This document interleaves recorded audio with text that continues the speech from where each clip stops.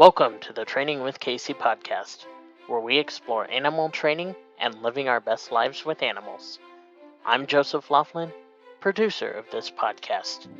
And now, here is your host, Kayce Cover. Let's get started.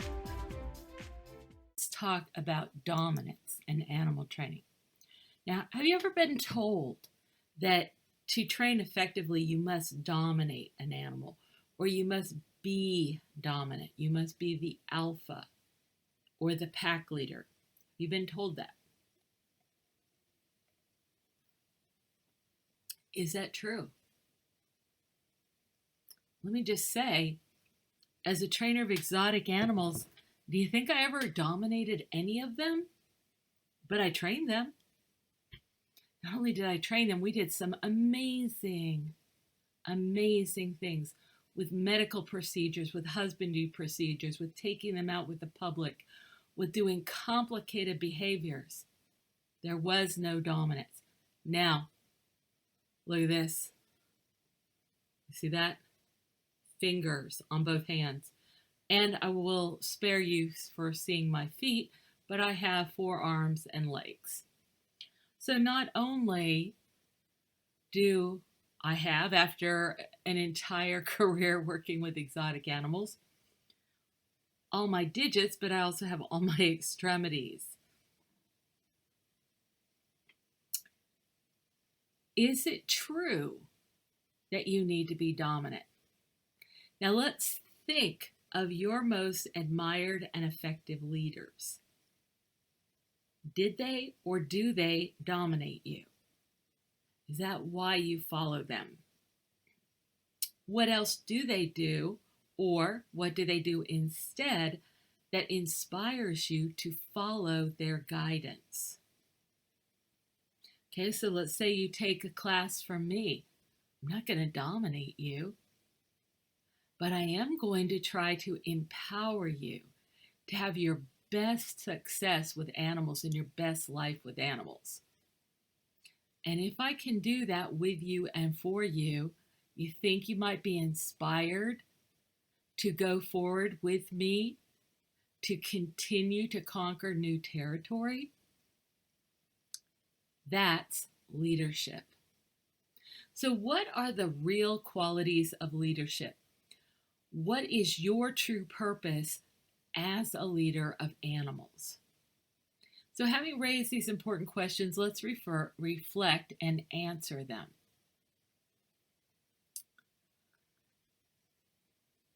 I have thrived in a pursuit of an entire career as a professional exotic animal trainer, and I've never sustained more than an accidental grazing from any animal that I have trained. Now, I have had significant injuries, but they were from other animals that other people trained. And I have trained a lot of animals, a lot of numbers of animals and a lot of kinds, at least 129 species. I have worked with thousands and thousands of dogs with some pretty severe problems. I've trained seals, sea lions, dolphins, whales, elephants, rhinos, hippos, wolves, gorillas, orangutans. You get the drift. And it takes me less than 5 minutes from the time we meet to establish communication and collaboration with most animals. Further, I never use luring. I use no devices except sometimes target poles or target stations. I guess I do sometimes use a whip, which can be a target pole and a protector, like if you have to take horses in and out of an area with other horses. Their horses have dominance systems, and they might come and try to nip at a particular horse. And so I might establish a perimeter with a whip, but I don't actually touch an animal. Okay? And my horses that I work with learn to walk right in under the whip. They're not worried about it or anything else. So I don't use luring devices and certainly no dominance. How would I ever dominate these animals? They are overpoweringly mighty, but there's more. No matter how strong and fierce they are, they are emotionally fragile. When you dominate or overpower someone, you injure their soul. You diminish them, disgrace them, disrespect them, and establish a barrier to authentic communication and collaboration. But it can be worse. If stressed, many exotic animals have been known to die on the spot for no apparent reason other than they were forced into a situation that they could neither endure nor escape. So I knew this before I entered the exotic animal field.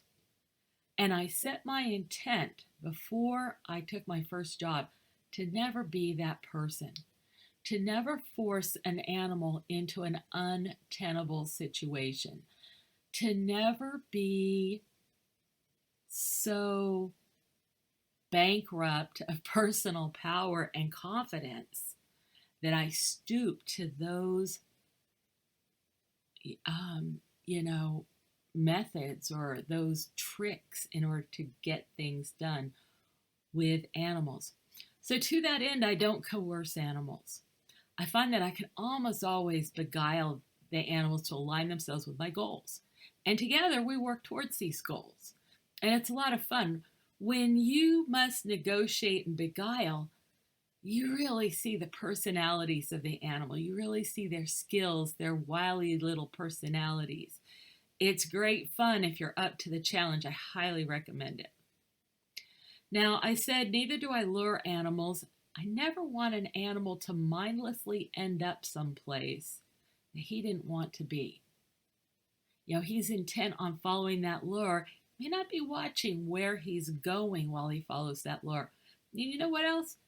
He isn't really necessarily even noticing what he's doing. You ever followed somebody home? Like they're gonna drive in front of you to show you how to get someplace, and you get there just fine, right? But can you get there again on your own? And because people take me to seminars when I go to work with them, I get driven all over the place. And to my embarrassment, I might go someplace 100 times and not be able to get there on my own. So if the animal is not purposely, consciously, with intention, gathering the information to learn about what you're doing, he may be looking like he understands behavior and be totally oblivious to why he's earning his rewards. So there's no reason to lure because it's just as easy to teach them to target and to consciously agree to cooperate in our training goals, even when those goals include some discomfort, as in medical procedures. And often I can do this without even using food. Over and over again, we've done it without using food. So what do I use? Information. I explain what I need to get done, how is it going to happen, and what will be used to get it done. And then, and this is extremely important, I ask the animal's permission to proceed. I wait for the count of 3, and he almost always grants me permission. How do I recognize that? The animal will, if I say, okay, I'm going to touch your ear, will you tell me when you're ready? And the animal will look from side to side, and then he'll look a little bit down and to the right. Don't know why, but it's almost always down and to the right, and he'll get easy. And that is my permission. I say, here I come, good, good, good, good, good, and we proceed to do this thing. And he's confident. He doesn't wonder what I'm going to do to him because I already explained it. And I've already established that I never try to do things that I didn't get his permission for. So we call this process name and explain, and it works wonders. And if you want to see this exact process at work, watch the rhino and wolf videos at the bottom of the page at Cinelea.com/press. So a critical element of able leadership is effective communication. But what else? Well, I already mentioned you need to ask permission. The animal is a sovereign, intelligent being who owns a body. You might be able to coerce them into things, but the price is too high, and it's so easy to carefully explain and then ask permission. What else? We must be honest. This is transparency. Remember from the integrity discussion? And we must make sense. We must be both coherent, which means our communication logic is sound, okay, and congruent. What we say is congruent with what's going on in the environment.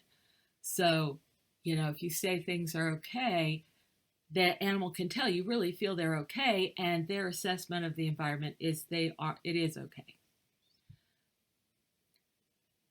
Let's keep going. We must have respect. We must be respectful of the animals. This demonstrates to them that we see the intelligent beings that they are.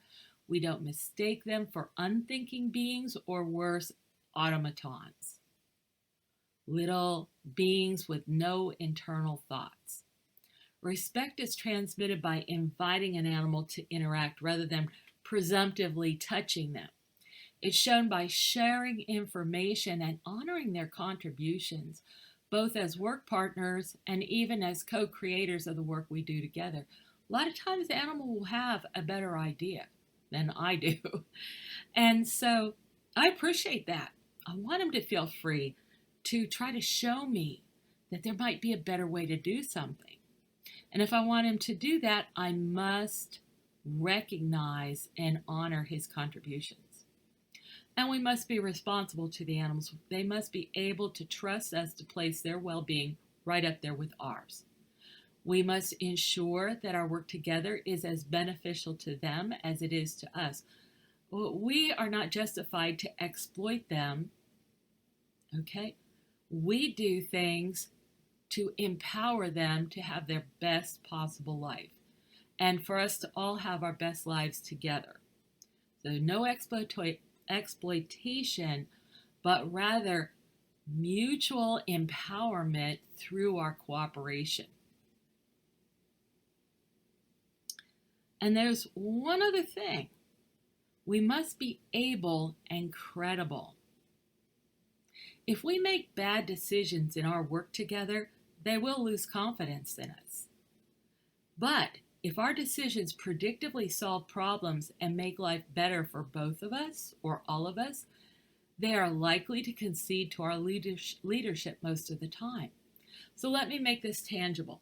Let's say we took a trip to the inner city together. Suddenly we hear gunshots. Now, a lot of people say, oh, just be calm and confident, and then the animal will be fine. If you heard gunshots nearby and you look at me and I'm like this, are you feeling confident and calm, or are you thinking maybe I smoked something that day? Okay? These animals are used to us not smelling anything, not hearing things that they can hear, not being aware of hormonal and biochemical changes that they're right on top of. Do you think that it surprises them that we're often oblivious to important things that are happening about us? So you glance at me because you're alarmed and you see I'm just talking away and so forth. And I show no reaction, but you're not assured. So what if instead I turned to you and I said, we're near the police firing range, and that's why you hear gunshots. Now how do you feel? Doesn't that do a world of good? But what if I was an even better leader and I told you before we went into the city that we would be near the police firing range, and if you heard shots, glance my way and follow my lead. So if I look fine, then we're probably just fine, but if I hit the floor, you try to get there first. Isn't that even better leadership? Why? Why do you like that better? And that's because leadership is not about who has the most power, or who's the most popular, or who has the most status. It's not about dominance or coercion.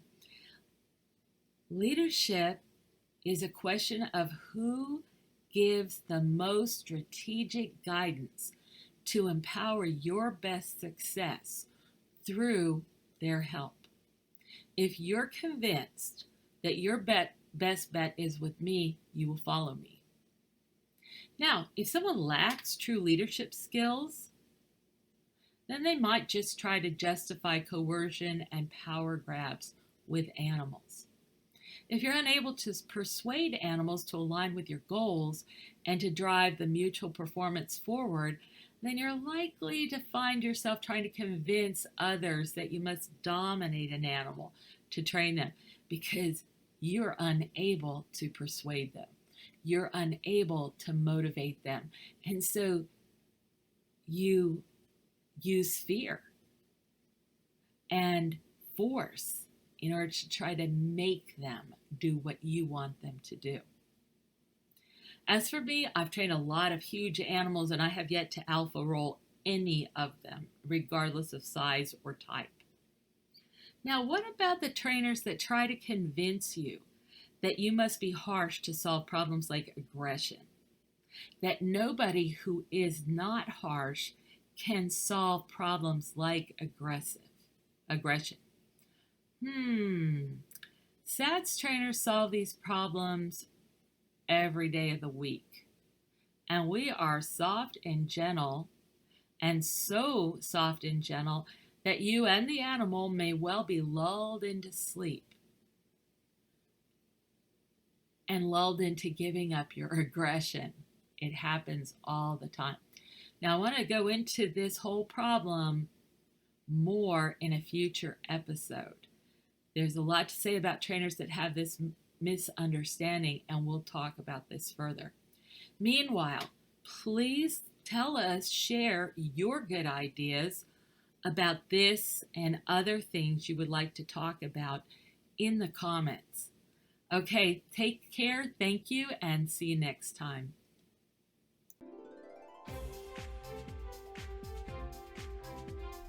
Thanks for joining us. Come back for more news and views on animal training and living with animals. Stay at the top of the pack with Kayce. This is Joseph Laughlin, producer of Training with Kayce. See you next time.